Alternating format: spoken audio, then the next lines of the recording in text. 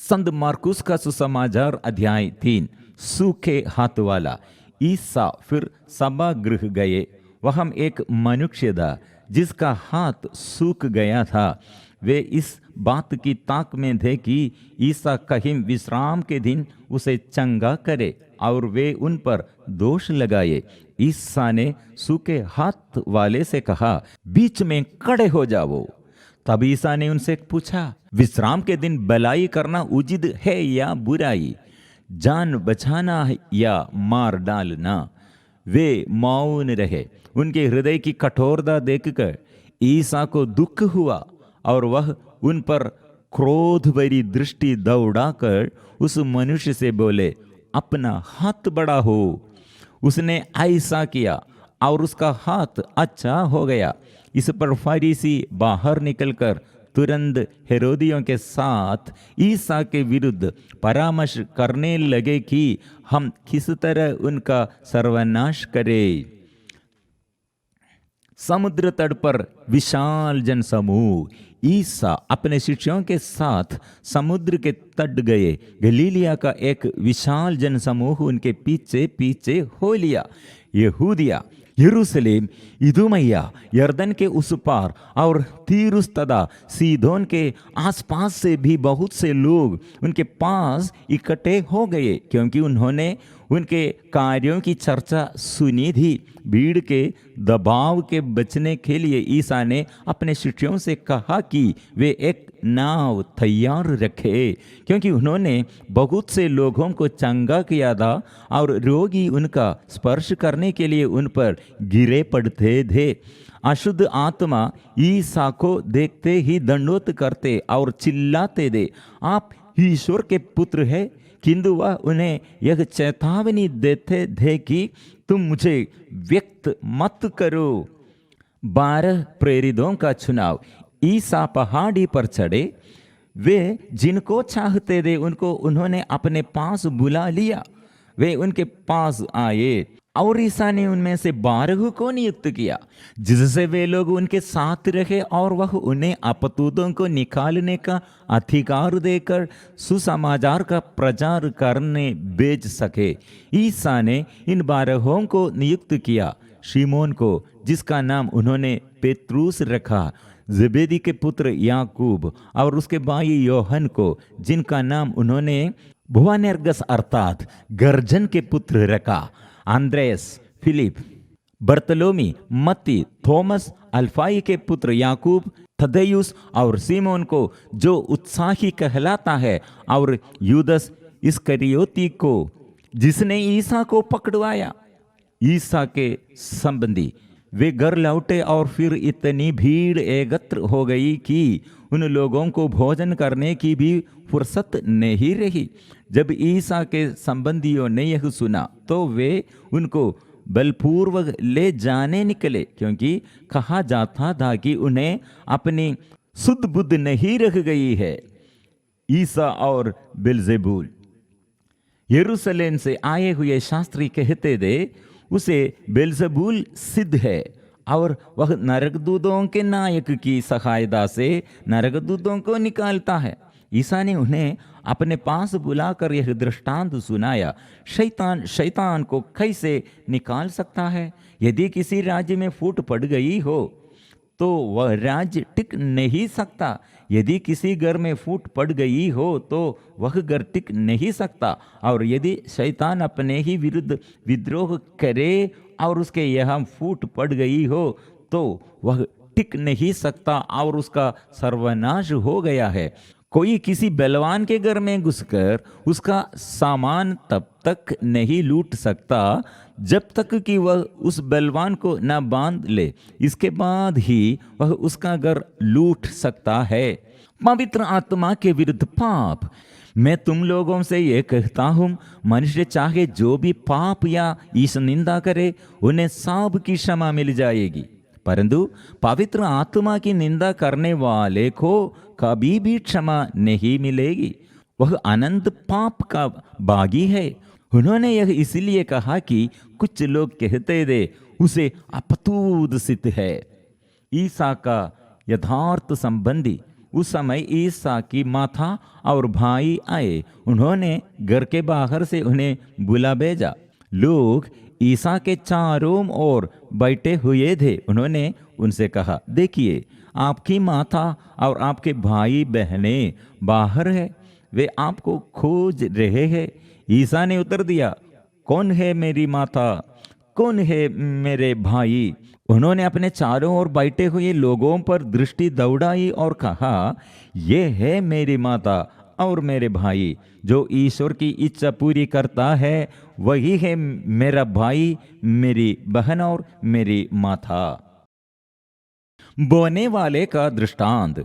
ईसा किसी दिन समुद्र के किनारे शिक्षा देने लगे और उनके पास इतनी भीड़ इकट्ठी हो गई कि वह समुद्र में एक नाव पर जा बैठे और सारी भीड़ समुद्र के तट पर बनी रही। उन्होंने दृष्टांतों में उन्हें बहुत सी बातों की शिक्षा दी।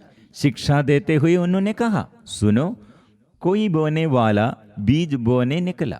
बोते बोते कुछ बीज रास्ते के किनारे गिरे और आकाश के पक्षियों ने आकर उन्हें चुग लिया। कुछ बीज पथरीली भूमि पर गिरे। जहां उन्हें अधिक मिट्टी नहीं मिली, वे जल्दी ही उग गए, क्योंकि उनकी मिट्टी गहरी नहीं थी। सूरज चढ़ने पर वे झुलस गए और जड़ न होने के कारण सूख गए। कुछ बीज कांडों में गिरे और कांडों ने बढ़कर उन्हें दबा दिया, इसलिए वे फल नहीं लाए। कुछ बीज अच्छी भूमि पर गिरे, वे उगकर फले फूले और 30 गुना या 60 गुना या 100 गुना फल लाए। अंत में उन्होंने कहा, जिसके सुनने के कान हो वह सुन ले। दृष्टांतों का उद्देश्य। ईसा के अनुयायियों और 12 ने एकांत में उनसे दृष्टांतों का अर्थ पूछा। ईसा ने उत्तर दिया, तुम लोगों को ईश्वर के राज्य का भेद जानने का वरदान दिया गया है। बाहर वालों को दृष्टांत ही मिलते हैं, जिससे वे देखते हुए भी नहीं देखे और सुनते हुए भी नहीं समझे। कहीं ऐसा न हो कि वे मेरी ओर लौट आए और मैं उन्हें क्षमा प्रदान कर दूं। बोने वाले के दृष्टांत की व्याख्या। ईसा ने उनसे कहा, क्या तुम लोग यह दृष्टांत नहीं समझते? तो सब दृष्टांतों को कैसे समझोगे? बोने वाला वजन बोता है जो रास्ते के किनारे है, जहाँ वजन बोया जाता है। ये वे लोग हैं जिन्होंने सुना है, परंतु शैतान तुरंत ही आकर वह वचन ले जाता है जो उनके हृदय में बोया गया है। इस प्रकार जो पथरीली भूमि में बोए जाते हैं, ये वे लोग हैं जो वचन सुनते ही उसे प्रसन्नता से ग्रहण करते हैं, किंतु उनमें जड़ नहीं है और वे थोड़े ही दिन दृढ़ रहते हैं। वचन के कारण संकट या अत्याचार आ पड़ने पर वे तुरंत विचलित हो जाते हैं। दूसरे बीज कांटों में बोए जाते हैं। ये वे लोग हैं जो वचन सुनते हैं, परंतु संसार की चिंताएं, धन का मोह और अन्य वासनाएं उनमें प्रवेश कर वचन को दबा देती है और वह फल नहीं लाता। जो अच्छी भूमि में बोए गए हैं, ये वे लोग हैं जो वचन सुनते हैं, उसे ग्रहण करते हैं और फल लाते हैं। कोई 30 गुना, कोई 60 गुना, कोई 100 गुना। दीपक का दृष्टांत। ईसा ने उनसे कहा, क्या लोग इसलिए दीपक जलाते हैं कि उसे पैमाने अथवा पलंग के नीचे रखें? क्या वे उसे दीवट पर नहीं रखते? ऐसा कुछ भी छिपा हुआ नहीं है जो प्रकट नहीं किया जाएगा, और कुछ भी गुप्त नहीं है जो प्रकाश में नहीं लाया जाएगा। जिसके सुनने के कान हो वह सुन ले। नाप का दृष्टांत। ईसा ने उनसे कहा, ध्यान से मेरी बात सुनो। जिस नाप से तुम नापते हो उसी से तुम्हारे लिए भी नापा जाएगा, और सच पूछो तो तुम्हें उससे भी अधिक दिया जाएगा। क्योंकि जिसके पास कुछ है उसी को और दिया जाएगा, और जिसके पास कुछ नहीं है उससे वह भी ले लिया जाएगा जो उसके पास है। बढ़ने वाले बीज का दृष्टांत। ईसा ने उनसे कहा, ईश्वर का राज्य उस मनुष्य के सदृश है जो भूमि में बीज बोता है। वह रात को सोने जाता और सुबह उड़ता है, बीज उगता है और बढ़ता जाता है, हालांकि उसे यह पता नहीं कि यह कैसे हो रहा है। भूमि अपने आप फसल पैदा करती है, पहले अंगूर, फिर बाल और बाद में पूरा दाना। फसल तैयार होती है और हंसिया चलाने लगता है क्योंकि कटनी का समय आ गया है। राई का दाना। ईसा ने कहा, हम ईश्वर के राज्य की तुलना किससे करें? हम किस दृष्टांत द्वारा उसका निरूपण करें? वह राई के दाने के सदृश है। मिट्टी में बोए जाते समय वह दुनिया भर का सबसे छोटा दाना है, परंतु बाद में बढ़ते बढ़ते वह सब पौधों से बड़ा हो जाता है और उसमें इतनी बड़ी बड़ी डालियां निकल जाती है कि आकाश के पंछी उसकी छाया में बसेरा कर सकते हैं। दृष्टांतों का प्रयोग। वह उस प्रकार है, बहुत से दृष्टांतों द्वारा लोगों को उनकी समझ के अनुसार सुसमाचार सुनाते थे। वह बिना दृष्टांत के लोगों से कुछ नहीं कहते थे, लेकिन एकांत में अपने शिष्यों का सब बातें समझाते थे।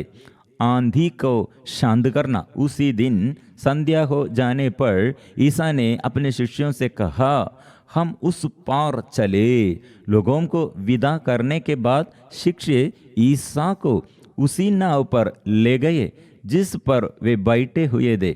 दूसरी नावें भी उनके साथ चली। उस समय एकाएक झंझावात उड़ा।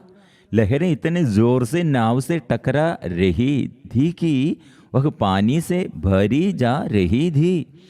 ईसा धुम्बाल में तकिया लगाए सो रहे थे। शिष्यों ने उन्हें जगा कर कहा, गुरुवर, हम डूब रहे हैं, क्या आपको इसकी कोई चिंता नहीं? वे जाग गए और उन्होंने वायु को ठाटा और समुद्र से कहा, शांत हो, थम जा। वायु मंद हो गई और पूर्ण शांति छा गई। उन्होंने अपने शिष्यों से कहा, तुम लोग इस प्रकार क्यों डरते हो? क्या तुम अब तक विश्वास नहीं है?